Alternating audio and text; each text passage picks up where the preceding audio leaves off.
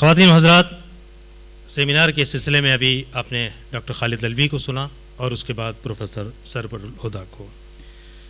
اس سلسلے میں پروفیسر سراج اجملی، پروفیسر نجمہ رحمانی، جناب خورشید اکرم اور ڈاکٹر امام اعظم کے مقالات ہم سنیں گے. پھر آج کے مہمان خصوصی پروفیسر کوثر مظہری کی تقریر ہوگی اور جناب صدر کا صدارتی خطبہ ہوگا. اس کے بعد ایک ٹی بریک کے بعد بہت ہی خوبصورت شام ہوگی غزل کی. بہت ہی مشہور غزل گائیکا محترمہ بھارتی وشوناتھن، ان کا ساتھ دیں گے اخلاق حسین وارسی، فاروق لطیف خان اور ارشد خان. یہ تینوں بڑے نامور کلاکار ہیں، فنکار ہیں، اپنے اپنے فیلڈ کے ماہر ہیں. بھارتی وشوناتھن کی اس پروگرام کے بعد مشاعرہ ہوگا جس کی صدارت فرمائیں گے جناب مہتاب حیدر نقوی صاحب. مہمان خصوصی چیف گیسٹ جناب منیر ہمدم ہوں گے. محترمہ عذرا نقوی، عالم خورشید، شکیل جمالی، شارق کیفی، شاہد انجم، عزم شاکری، وپل کمار، یاسر خان انعام اور سلمان سعید. شعراء کی فہرست میں یہ نام ہیں اور نظامت فرمائیں گے محترم ایڈوکیٹ ناصر عزیز صاحب. یہ ہے آج کے اس پروگرام کی روپ ریکھا. روشنی چشم خریدار میں آتی ہی نہیں، روشنی چشم خریدار میں آتی ہی نہیں، کچھ کمی رونق بازار میں آتی ہی نہیں. یہ مشہور شعر ابھی میں بتاتا ہوں کہ کس کا ہے. اس سے پہلے ایک شعر اور سن لیجئے کہ سنا ہے لوگ دریا بند کر لیتے ہیں کوزے میں، ہنر ہے یہ. ناصر صاحب، سنا ہے لوگ دریا بند کر لیتے ہیں کوزے میں، ہنر ہے یہ، مگر تم منصفی سے یہ کہو قطرے کو دجلہ کیسے کرتے ہو. مگر تم منصفی سے یہ کہو قطرے کو دجلہ کیسے کرتے ہو. ایک ایسا شاعر، ادیب، نقاد ہمارے درمیان موجود ہے جس کا دائرہ بہت وسیع ہے.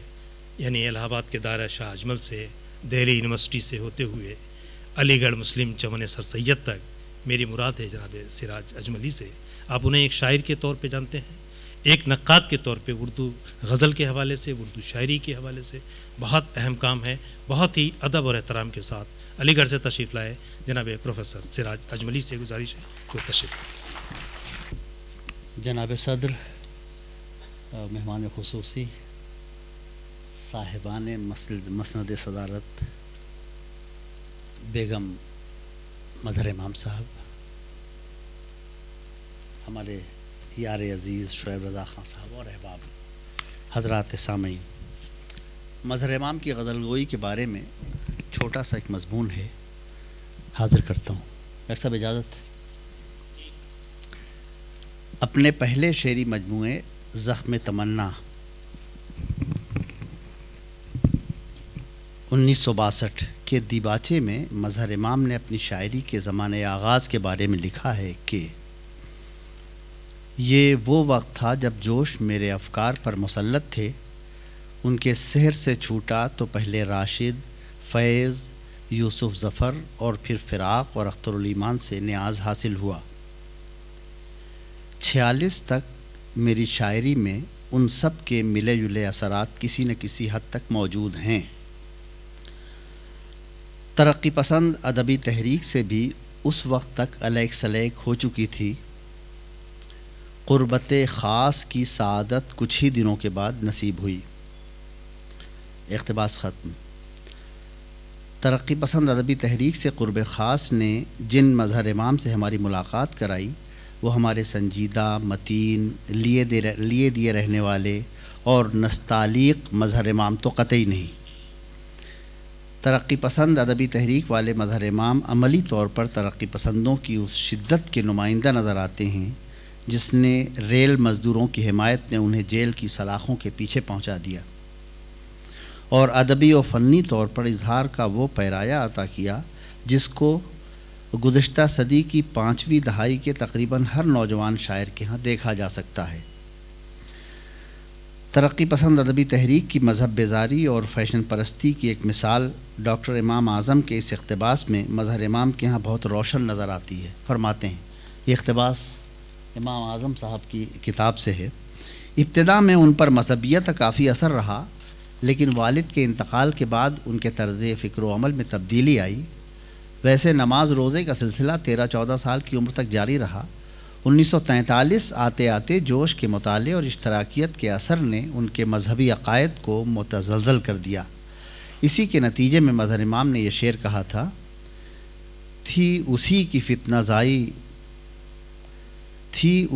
فتنہ زائی وجہ بربادی ہند، جس خدا کو صانع کون و مکان سمجھا تھا میں۔ مظہر امام کی تخلیقات کا تنقیدی مطالعہ، صفحہ 12-13۔ ترقی پسند تحریک سے اس شدت کا رشتہ اس پورے عہد کے مزاج میں اس طرح سرایت کر گیا تھا کہ خاندانی اقدار اور روایات کے نقوش اور مذہب کے آثار سے عدم تعلق زندگی کا لازمی حصہ سمجھا جاتا تھا۔ مظہر امام کے معاصر اکثر شعراء کے ہاں اس طرح کے خیالات نظر آئیں گے، اگرچہ بعد میں ان میں سے اکثر نے خود کو ایسی جذباتیت سے الگ کر لیا۔ خود مظہر امام جس ترقی پسندی سے قرب خاص کا ذکر اپنے پہلے مجموعے میں کرتے ہیں، دوسرے مجموعے تک آتے آتے اس تحریک کے سب سے بڑے نعرے کو نہ صرف رد کرتے ہیں، بلکہ اس تحریک کے زیر اثر مذہب بیداری کا اظہار جن لفظوں میں کیا کرتے تھے، تقریباً انہی لفظوں میں اپنے خیالات تحریک بیداری کے حوالے سے کرتے ہیں۔ 74 میں مظہر امام کا دوسرا مجموعہ رشتہ گونگے سفر کا شبخون کتاب گھر الہ آباد سے شائع ہوا۔ اس مجموعے کے صفحہ 45 پر درج ایک غزل کا مطلع ہے، کوئی نگاہ و دل کا خریدار ہی نہ تھا، ہم نے دکان سجائی تو بازار ہی نہ تھا۔ مظہر امام اس غزل کے مقطع میں ترقی پسندوں کو اہل ہوس کہتے نظر آتے ہیں۔ وہ کیا بدلتے حسن کا معیار اے امام، اہل ہوس کے سامنے معیار ہی نہ تھا۔ افراط و تفریط کا یہ سلسلہ ان کی شاعری کا غالب رنگ کبھی نہ بن سکا، ورنہ شاید ہم آج ان کا ذکر نہ کر رہے ہوتے، لیکن متوازن انداز اور منفرد لہجہ 4 دہائیوں کی ریاضت کے بعد ہی مظہر امام کو اہتمام کے ساتھ حاصل ہوا۔ خالد علوی صاحب نے ابھی اپنی گفتگو میں یہ بات بار بار کہی ہے کہ زخم تمنا میں بھی اور دوسرے مجموعے رشتہ گونگے سفر کا میں بھی اور تیسرے مجموعے پچھلے موسم کا پھول میں بھی مظہر امام صاحب کے ہاں ایک متوازن لہجہ ملتا ہے۔ لیکن یہ جو افراط تفریط کی بات میں نے کی، اس کی مثال محدود چند اشعار مل سکتے ہیں ایسے، اور خالد علوی صاحب نے بالکل صحیح کہا کہ مظہر امام کے ہاں یہ بھی کوئی ہٹلر کا ہے چیلا، مار لے ساتھی جانے نہ پائے والی ترقی پسندی کبھی نہیں ملی۔ لیکن وہ شکریہ ہمارے امام اعظم صاحب کا کہ جنہوں نے ایک یہ نقطہ مہیا کر دیا، اور 74 والے رشتہ گونگے سفر کا سے مجھے پریم چند کے خطبہ صدارت میں جو کلیدی جملہ ہے ہمیں حسن کا معیار بدلنا ہے، اس پر یہ تبصرہ شعر کی شکل میں مل گیا۔ مظہر امام کی شاعری کی داد دینے والے اہم ناقدین میں آل احمد سرور، مسعود حسین خان، شمس الرحمن فاروقی، قمر رئیس اور حامدی کاشمیری شامل ہیں۔ ان تمام ناقدوں نے ان کے ہاں اسلوب اور اظہار کی پختگی، مسعود حسین، شعری فکر کی انفرادیت، شمس الرحمن فاروقی، تہذیبی مظاہر اور ادبی حیثیت کی بیداری، حامدی کاشمیری وغیرہ خوبیاں تلاش کی۔ اب ہم مظہر امام کی غزلوں کے چند اشعار آپ کی خدمت میں پیش کرتے ہیں۔ نگاہ لطف کے صدقے یقین یہ ہوتا ہے کہ جیسے مجھ میں کسی بات کی کمی نہ رہی، اور عجیب سلسلہ قہر و لطف خوباں ہے، بجھی تو شمع تمنا مگر بجھی نہ رہی۔ اے محو لطف خود نگری تجھ کو کیا خبر، تیرا جمال میری نظر کا جمال ہے، اور ایسا بھی زمانہ گزرا ہے تھا اپنے ہی دامن کا دشمن، غیروں کے بھی دامن سیتا ہے، یہ کیا ہوا اب دیوانے کو۔ مظہر امام کے پہلے شعری مجموعے زخم تمنا کی 14ویں غزل کے 7 شعر ایک خاص وقار اور تمکنت کے حامل ہیں۔ اس پوری غزل میں کوئی غیر معمولی حسن یا بہت زیادہ قابل ذکر خصوصیت نہیں، روایتی قسم کے سنجیدہ اشعار ہیں اور ہر طرح سے درست اور چست۔ مطلع ہے کہ نگاہ دوست میں پہلی سی بے رخی نہ سہی، نگاہ دوست میں پہلی سی بے رخی نہ رہی، حیات راہ کی مسلی ہوئی کلی نہ رہی۔ لیکن اس غزل کے 2 اشعار اپنے مضمون کے لحاظ سے مجھے نہ صرف منفرد محسوس ہوئے بلکہ انہوں نے دامن دل کو اپنی جانب کھینچا بھی۔ آپ بھی سماعت فرمائیں کہ نگاہ لطف کے صدقے یقین یہ ہوتا ہے کہ جیسے مجھ میں کسی بات کی کمی نہ رہی، اور عجیب سلسلہ قہر و لطف خوباں ہے، بجھی تو شمع تمنا مگر بجھی نہ رہی۔ پہلے شعر کے مضمون کا تعلق تصوف کے اس سلسلے سے ہے جہاں شیخ کی ایک نگاہ کامل بنا دینے کے لیے کافی ہے، لیکن اس مضمون کو جن لفظیات کے ذریعے قائم کیا گیا ہے انہوں نے اس مضمون کے اس پہلو پر جس کی طرف میں نے اشارہ کیا خاصا دبیز پردہ ڈال رکھا ہے۔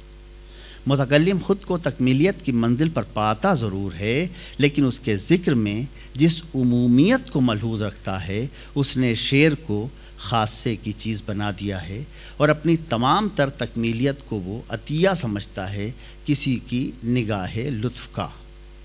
اور دوسرے شعر میں قہر و لطف خوباں کے سلسلے کی بیک وقت اثر انگیزی کا بیان اس پیرائے میں ہے کہ شمع تمنا بجھ کر بھی نہیں بجھ پاتی۔ اس غزل کا آخری شعر ہے، تیرا جمال نظر آفری رہے اے دوست، میری نگاہ کا کیا ہے رہی رہی نہ رہی۔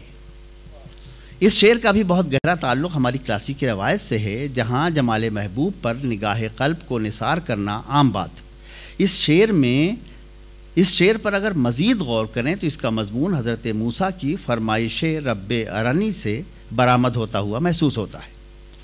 نظیری نیشاپوری کی غزل کا مطلع ہے کہ از پہ آشوب ماں در زلف دارت شانہ را، شورش زنجیر در شور آورت دیوانہ را۔ اور اسی غزل کا مقطع ہے کہ سرگزشتے عہد گل را، از نظیری بشنوید اندلیب آشفتہ تر می گوید این افسانہ را۔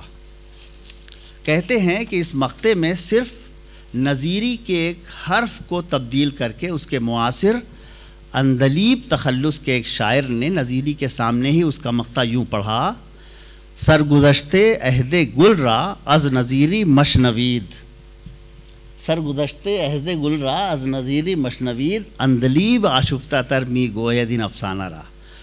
مظہر امام کی مذکورہ غزل پڑھتے ہوئے مجھے نظیری کا واقعہ یوں یاد آیا کہ اس غزل کے آخری شعر، تیرا جمال نظر آفری رہے اے دوست، میری نگاہ کا کیا ہے رہی رہی نہ رہی، اسی زمین اور اسی قافیہ اور ردیف کو استعمال کر کے اودھی کے ایک شاعر نے ایک معنی سے بھرپور اور روایت میں پوری طرح ڈوبا ہوا مزاحیہ شعر کہا ہے۔ میرا خیال ہے کہ اگر مظہر امام صاحب موجود ہوتے تو وہ بھی یہ شعر سن کر نظیری نشاپوری کی طرح اپنا شعر یا غزل اس شاعر کو بخش دیتے۔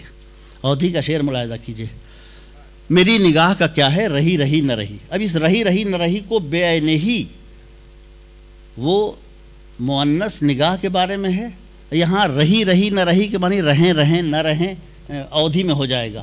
اودھی کا شعر سن لیجئے کہ تہار بجم رہے تو رہا رکیب رہے، تہار بجم رہے تو رہا رکیب رہے، ہمار کا ہے سسر ہم رہی رہی نہ رہی۔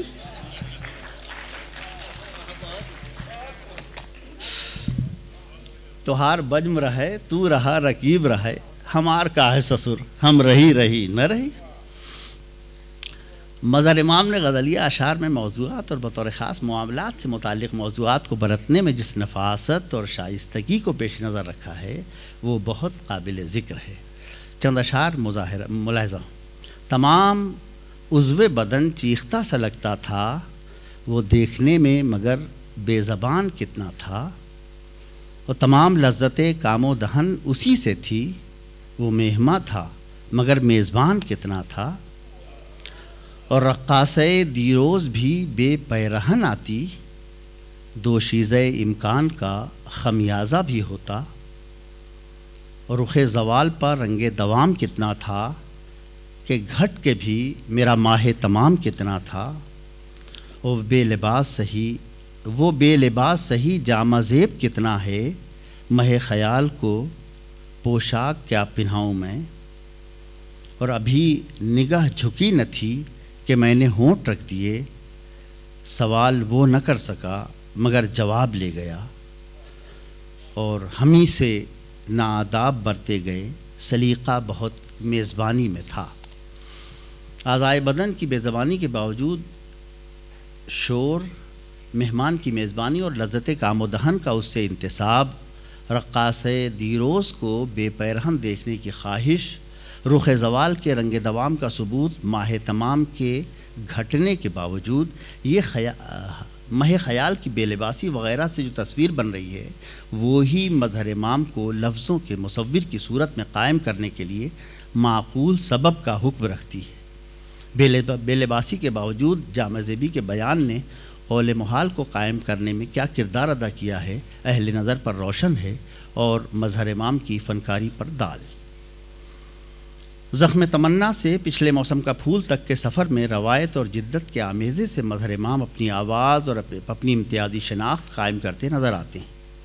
اظہار کے ہنگام میں بتدریج حزم و احتیاط کے رویے کے غلبے نے انہیں ان کے معاصرین کے درمیان منفرد اور ممتاز بنانے میں اہم کردار ادا کیا ہے۔ یہی سبب ہے کہ امتداد زمانہ کے ساتھ ساتھ ان کا رنگ اور شوخ ہوتا نظر آتا ہے۔ یہ خیال ہوتا ہے کہ جب تک سنجیدہ مطالعہ ادب کا ذوق زندہ رہے گا، مظہر امام کی اہمیت باقی رہے گی۔ بہت شکریہ۔